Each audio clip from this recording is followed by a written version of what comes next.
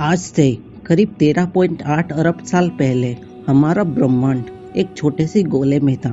यह गोला परमाणु से भी छोटा था। एक एटॉम के साइज से भी छोटा ब्रह्मांड अचानक अस्तित्व में आने लगा। एक सेकंड के करोड़वें हिस्से में यह ब्रह्मांड फैल गया और इसे ही हम कहते हैं बिग बैंग। यह ऊर्जा पूरी तरह से फैल गई।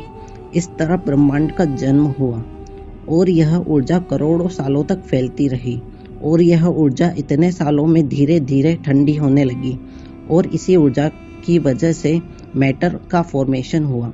अरबों छोटे छोटे सब एटॉमिक पार्टिकल्स के रूप में, जिसे हम एटॉम कहते हैं, और इलेक्ट्रॉन, प्रोटॉन्स, न्यूट्रॉन्स का फॉर्मेशन हुआ और दो प्रकार की चीज़ें बनी। इनमें आधी थी मैटर और आधी थी एंटी मैटर, जो मैटर का अपोजिट है। इसलिए जब वो आपस में मिलते हैं तो एक दूसरे को खत्म कर देते हैं, पर मैटर एंटी मैटर से थोड़ा ज़्यादा था। सब खत्म होने के बाद एक मैटर का गोला बच गया था और उसका विस्फोट हो गया।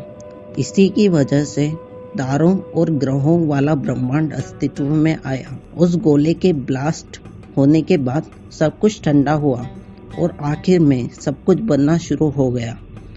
धूल जैसे दिखने वाले इस ब्रह्मांड में एक फोर्स अपना काम करने लगा।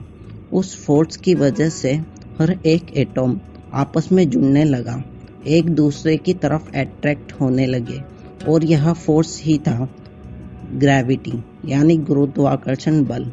शुरुआत में इस ब्रह्मांड में ज़्यादातर हाइड्रोजन के एटॉम्स एग्जिस्ट करते थे। गुरुत्वाकर्षण बल उन हाइड्रोजन के एटॉम्स को आपस में जोड़ने का काम कर रहा था।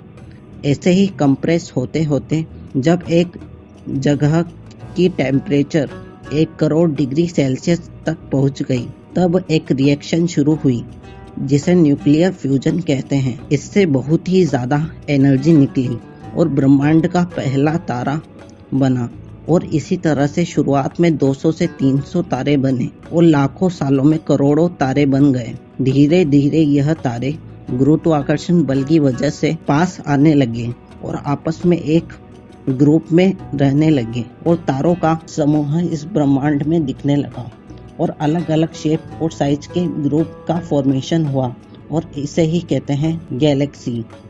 इसी तरह लाखों, करोड़ों और अरबों गैलेक्सीज बने।